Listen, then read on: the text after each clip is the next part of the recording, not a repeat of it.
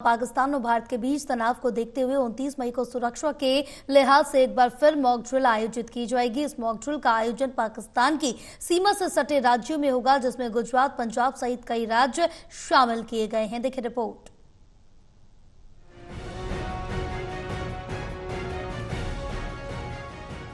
भारत और पाकिस्तान के तनाव के बीच एहतियातन पाकिस्तान से सटे राज्यों में मॉक ड्रिल कराई जाएगी। कल शाम यानी 29 मई को मॉक ड्रिल होगी। गुजरात, पंजाब, राजस्थान, जम्मू कश्मीर में मॉक ड्रिल के जरिए नागरिकों को युद्ध की परिस्थितियों से निपटने के लिए अवगत कराया जाएगा। इसके साथ ही लोगों को सतर्क रहने की हिदायत दी जाएगी। प्रशासनिक स्तर पर भी मॉक ड्रिल, ब्लैकआउट, मॉल खाली कराना आदि तैयारियों का जायजा लिया जाएगा।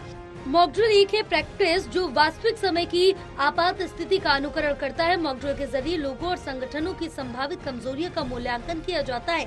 उनकी कमजोरियों में सुधार करने के लिए कई प्रतिक्रियाओं को फॉलो किया जाता है, ताकि युद्ध जैसी परिस्थितियों में लोग अपनी सुरक्षा का ज्यादा से ज्यादा ख्याल खुद रख सके।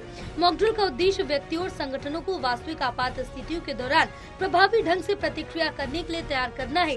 ये एक नकली अभ्यास है जो सेफ्टी से जुड़ी स्थिति में नागरिकों की ताकत, कमजोरी और सुधार के क्षेत्रों की पहचान करने में मदद करता है। हाल ही में भारत ने पहलगाम आतंकी हमले का बदला लेने के लिए 7 मई को पाकिस्तान के खिलाफ ऑपरेशन सिंदूर शुरू करने से पहले देश में मॉक ड्रिल का आयोजन भी किया था। National desk report, total news.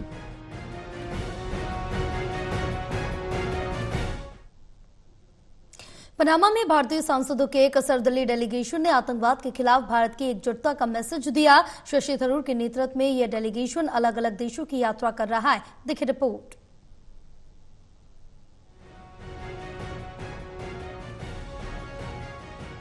भारतीय सांसदों के एक सर्वदलीय डेलीगेशन ने पनामा सिटी में आतंकवाद के खिलाफ भारत की एकजुटता और सख्त नीति का मैसेज दिया। कांग्रेस सांसद शशि थरूर के नेतृत्व में ये डेलीगेशन ऑपरेशन सिंदूर के तहत विभिन्न देशों की यात्रा कर रहा, ताकि अंतर्राष्ट्रीय मंचों पर भारत के आतंकवाद के प्रति जीरो टॉलरेंस की नीति को साझा किया जा सके।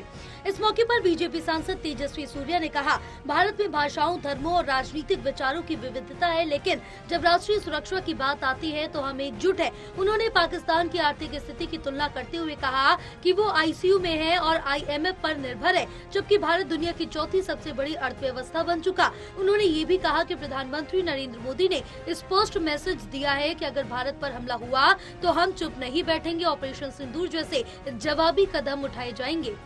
शिवसेना सांसद मिलिंद देवरा ने स्पष्ट किया, हम यहाँ एकजुट होकर पाकिस्तान को ये मैसेज देने आए हैं कि अगर तुम हम पर हमला करने की हिम्मत करते हो तो हम तुम्हें सबक सिखाएंगे। मैं यहाँ मौजूद सभी लोगों का धन्यवाद करता हूँ, क्योंकि आपकी वजह से पनामा सरकार ने पाकिस्तान को स्पष्ट मैसेज दिया कि वो सीमा पार आतंकवाद को सहन नहीं करेगी। बीजेपी सांसद शशांक मणि ने भी पाकिस्तान को जमकर लताड़ा। उन्होंने कहा कि भारत ने लंबे समय तक धैर्य रखा, लेकिन जब हालात बिगड़े तो हमने अपनी ताकत दिखाई। उन्होंने ये भी कहा कि युद्ध विकल्प नहीं, लेकिन हम विकसित भारत के रास्ते में आने वाली ताकतों का मुंह तोड़ जवाब देंगे। कांग्रेस सांसद शशि थरूर ने पहलगाम हमले को लेकर कहा, कुछ महिलाओं ने रोते हुए कहा कि आतंकियों ने उन्हें नहीं मारा, लेकिन उन्होंने कहा कि जाओ और दुनिया को बताओ कि तुम्हारे साथ क्या हुआ। हमने उन महिलाओं की चीखें सुनी। उन्होंने आगे कहा, प्रधानमंत्री नरेंद्र मोदी ने साफ कहा कि ऑपरेशन सिंदूर जरूरी था, क्योंकि आतंकियों ने 26 महिलाओं की मांग का सिंदूर छीन लिया, उनके पति, पिता और उनकी सुखी जीवन छीन लिया। बता दें कि प्रतिनिधिमंडल पनामा, गुयाना, कोलंबिया, ब्राजील और अमेरिका की यात्रा कर रहा है, ताकि भारत के आतंकवाद के खिलाफ नीति और ऑपरेशन सिंदूर के पीछे के मकसद को अंतर्राष्ट्रीय समुदाय के सामने रखा जा सके। National desk report, total news.